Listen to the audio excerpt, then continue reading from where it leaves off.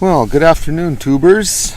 It is 10 to 2 in the afternoon on Monday, June 27th, 2016. And I thought I would just enjoy a little bit of outing here in a little mini park across the street from my house. And I've got my MacBook out. And I've also brought with me my new microphone, my new Yeti microphone. I think I showed you in a previous video, but this is basically what it looks like. It's a big one. It's a big boy, and offers tremendous sound quality. I'm just going to set that over here out of the way. I'll angle it towards me. There we go. That looks pretty good. Now today, I was just thinking about doing a 5 or 10 minute little session here.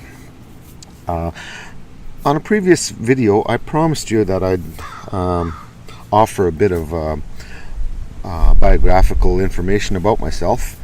However, not in one sort of long, boring sort of session, but rather in a few small sessions. So in little bits and pieces, and I think that in its own way it has a better impact, understanding, who I am, where I am, where I've been, where I've come from, and so on. So without being too long-winded and so forth, I'll just kind of give you some of the basic genealogical sort of information about myself, and then on the next session I can do a different portion of my background and so on and so forth. So I'll begin by just introducing myself as Dexter Kenneth Young. I live in Kamsack, Saskatchewan in Canada, and that's situated in the central part of the country on the prairies. I'm literally just a few kilometers from our neighboring province of Manitoba. It's about 19 kilometers east of here. But in general, Kamsack is situated about an hour northeast of Yorkton. Yorkton is sort of the main city or central commercial hub in this region, and I'm about 4 hours out of Saskatoon, about 10 hours out of Edmonton, Alberta, where I spent a good deal of my life, and perhaps in a future episode I'll kind of outline that. But I am literally an hour and 40 minutes from my place of birth, my First Nation of Fishing Lake, Baktsawans, as we call it in my language. I have two languages actually, Soto, which is an Ojibwe language, and Cree, which is an Athabascan language. Those were the first languages that I'd ever learned, and when I began formal school at 6 years old, I spoke no English. I didn't even know how to say hello. I had zero comprehension of the English language. So I kind of began a little behind my fellow kindergarten and grade 1 fellow students. As a result of that language barrier, I spent 2 years in grade 1 to sort of get the hang of the language, and then over the upcoming years I excelled and surpassed my by the time I was in high school, by the time I ended junior high, I was sort of at an honors standard in English, in both speaking and writing. And then in university, of course, I excelled even further. I was recommended by the Department of English at the University of Alberta in Edmonton to pursue an English honors degree, an English honors program, which, although flattering, was the least of my interests. I really hadn't the desire to pursue a academic career in English. If you were to ask me today, well, I don't know. Maybe I might have certain reservations or regrets of not having done so, pursuing the English honors program at U of A. But you know what?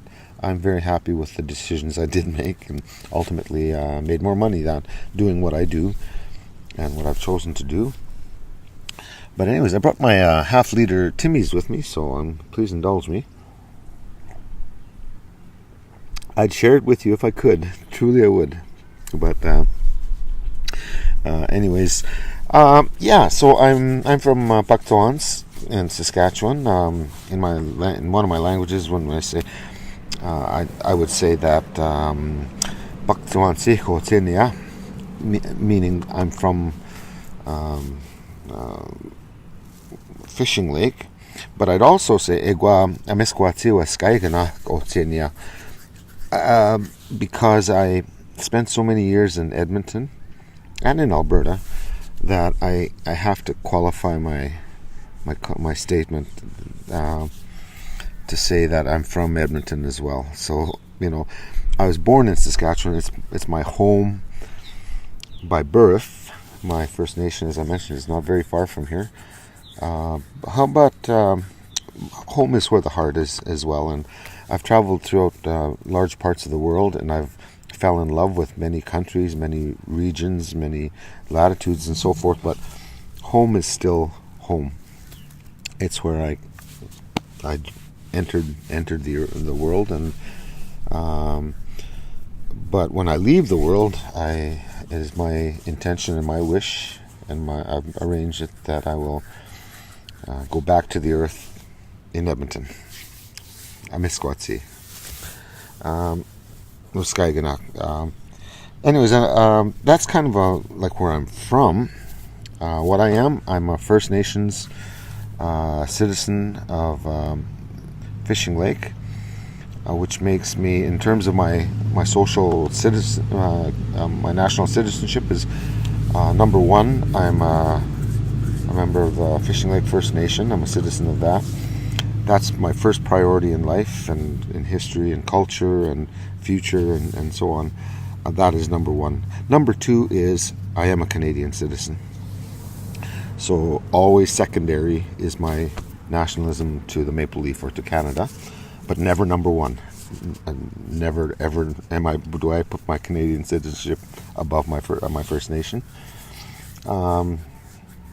And number three, I'm a citizen of the globe, so of Earth. I'm a human being, just like everyone else. Blood on the inside is all the same around the world. It's our conditioning and culture and teachings and so on that make us unique to our primary citizenship, First Nation. Now, speaking of in a genealogical sort of way, I'm half Cree. My father was full Cree, and half Saulteaux. My mother is Saulteaux. Therefore, I'm although I'm still 100% pure First Nation, if you like, I'm half and half, and I'm very proud of that, because when it came to my prayers, my songs, my dances, powwow dancing, I have been enriched with the beauty and of both cultures, Cree, Nehiyaw, and Anishinaabe, which is the Saulteaux. So I've got the best of both worlds. What else can I say other than I sweat regularly, part of my sacred ceremonies. I purified as often as I can with sweetgrass. I still attend as many powwows as I'm able to, but for the most part, I'm somewhat integrated into mainstream Canadian society in terms of career, education, and things of that sort. But my cultural roots are my essence, are my character, is my being. None of this Canadian stuff. I mean, that's far way overrated. Now, Canadians will tell you it's the best country in the world to live in, the freest, yada. Not so, my friends. Not so. I've been to other countries, and these people that say it's the best country in the world, freest country in the world, have not gone out into the world and actually compared it, whereas I have. And it's caused me to have. Oh my! I'm at 10 minutes. Only got about 3 minutes left. It's caused me to form very deep-rooted views, overviews, worldviews, views of religion, politics, economics, legal, and such, which very, very much make me unique. In future episodes and installments, perhaps some of that will come out. I hope so, to share with you, and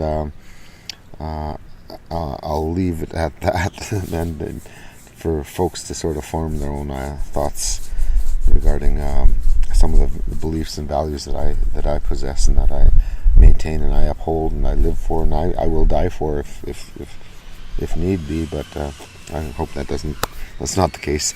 Anyways, I'll leave it at that for the moment. I'm just kind of sun's kind of going down a little bit, so I'll come back to you folks later, maybe from within the yard.